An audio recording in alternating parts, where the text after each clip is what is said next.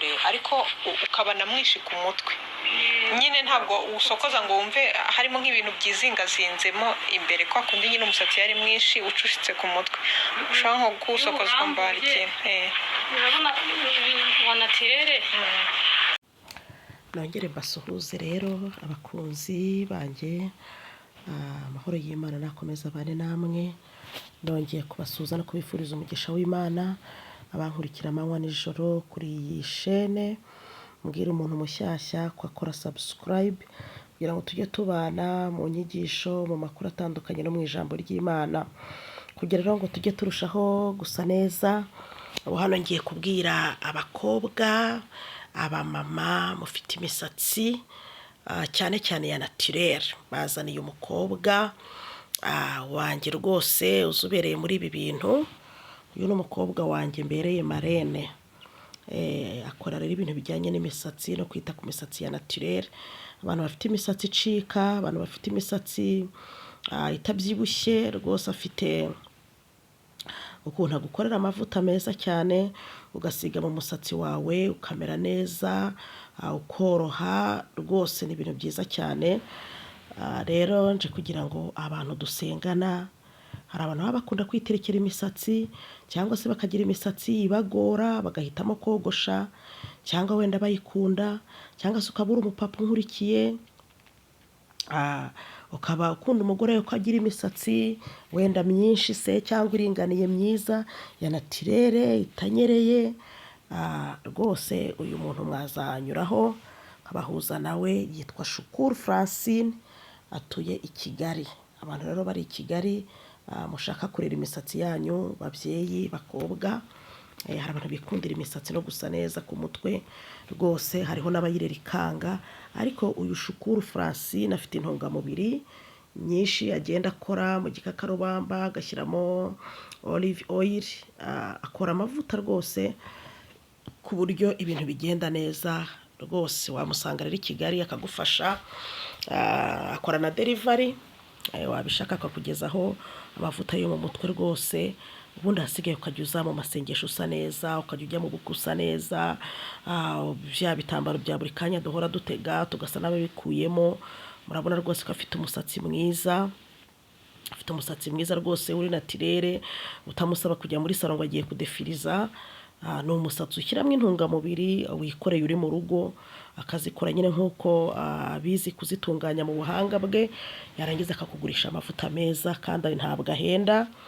ubundi ukaza akagira gute, akaguha amavuta rwose, ukaba uri umugore usa neza. ku bantu mukunda imisatsi, ku bantu rwose abari kure n'abari hafi, rwose ni mu mugane. burya ni byiza ko tuba abakristo, roho nziza itura no mu mubiri mwiza. rero umubiri mwiza abagore, Bibiliya ivuga yuko ubwiza bw'umugore iki gihimba ari aka gace ko hejuru, ubwiza bw'umugore ku mutwe, ku misatsi.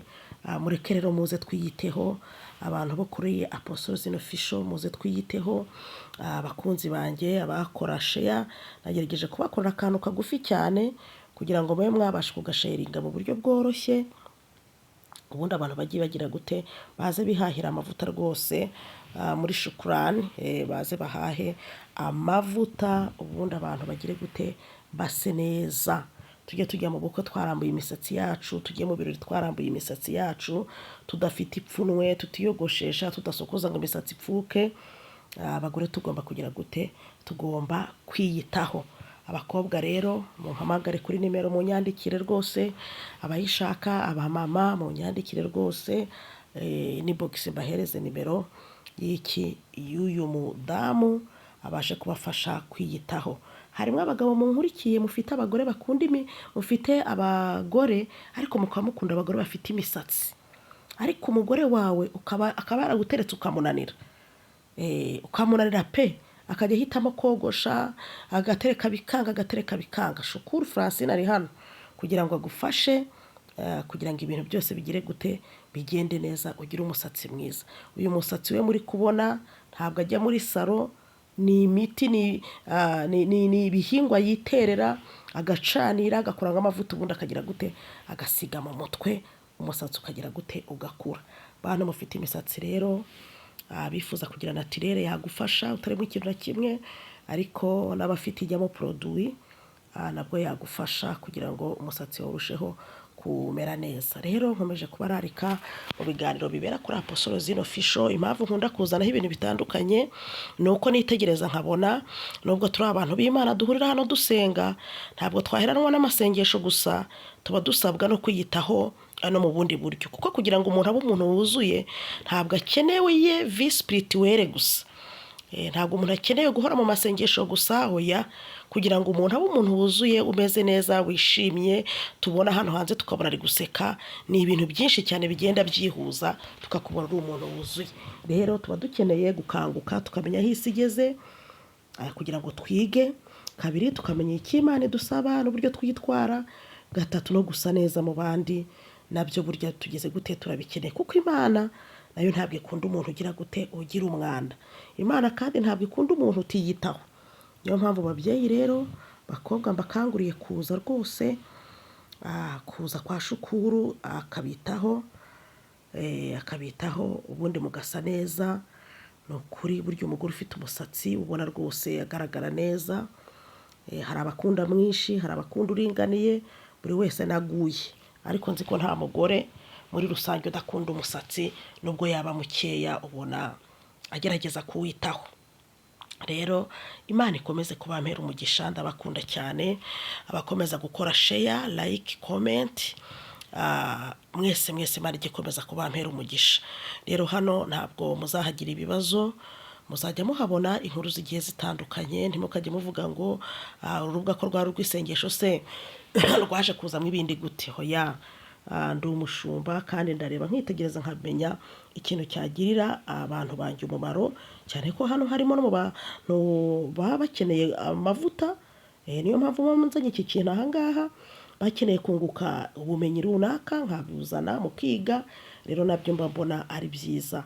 Murabizi ko maze igihe mbakora ikiganiro kivuga ngo menya inyenyeri yawe, menya umuhamagaro wawe. Hari abantu batazi imihamagaro yabo, ariko kubw'ubugenge bwa numerology mperuka kubigisha byatumye nibura abantu bakurikiranye icyo kiganiro bamwe mumenya imihamagaro yanyu. Kuko iyo umuntu ariko muri ubu buzima ariko akabaho binyuranye n'umuhamagaro we, aravunika kuko ubaho ubuzima butari ubwawe. Rero mujye murasubira inyuma murebe ibiganiro mba naragiye nkora, ni ukurira nk'ibiganiro byiza pe, kandi byagira ikintu bibafasha, isengesho, ibintu bitandukanye. Mujye musubira inyuma murebe ibiganiro mba natanze. Ni ukuri harimo ibyakugirira umumaro, hari ibyagira aho bikuvana n'aho bikugeza, hari ibyakungura ubwenge. Nta biganiro bisenya njya shyira hano kuri YouTube channel, ntabyo uzigera uhasanga.